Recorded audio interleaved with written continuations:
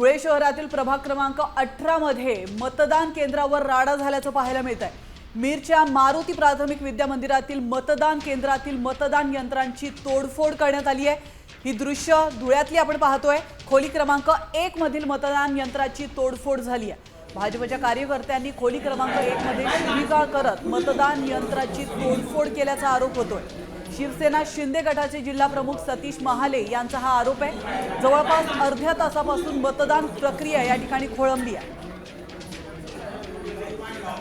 18 येथील मतदान केंद्रावरती मोठ्या प्रमाणात गोंधळ निर्माण झालेला आहे, कारण या ठिकाणी ईव्हीएम मशीनची तोडफोड करण्यात आलेली आहे। आपण जर बघितलं तर या प्रकरणानंतर या ठिकाणी मोठ्या प्रमाणात पोलीस बंदोबस्त या ठिकाणी तैनात करण्यात आलेला आहे आणि अक्षरशः छावणीचं स्वरूप या मतदान केंद्राला आल्याचं आपल्याला बघायला मिळत आहे। मोठ्या प्रमाणात पोलीस फौजफाटा या ठिकाणी तैनात करण्यात आला आहे आणि शिंदे सेनेच्या उमेदवारांतर्फे आरोप करण्यात आलेला आहे। भाजपच्या उमेदवारांच्या काही कार्यकर्त्यांतर्फे ही तोडफोड केली गेली असल्याचा आरोप यावेळी संबंधित शिंदे सेनेच्या उमेदवारांतर्फे करण्यात आलेला आहे। आता या ठिकाणी जर आपण बघितलं तर आमदार मंजुळा गावित यांनी देखील या ठिकाणी तात्काळ घटनेची गांभीर्यता लक्षात घेता या ठिकाणी हजेरी लावलेली आहे। आपण जर बघितलं तर आमदार मंजुळा गावित या ठिकाणी उपस्थित झालेले आहेत आणि त्यानंतर आता पोलीस प्रशासनातर्फे या ठिकाणी या सर्व प्रकरणावरती नियंत्रण मिळवण्याचा प्रयत्न केला जात आहे। परंतु या सर्व दरम्यान जवळपास अर्धा तासापासून ही सर्व निवडणूक प्रक्रिया खोळंबली आहे। परंतु आता